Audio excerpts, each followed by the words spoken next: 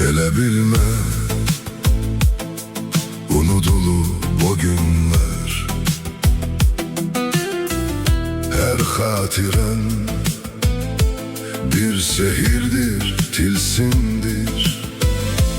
Mizrabından ayrı düşmüş simemmən, köklənmərəm, çalınmaram, hadimdir.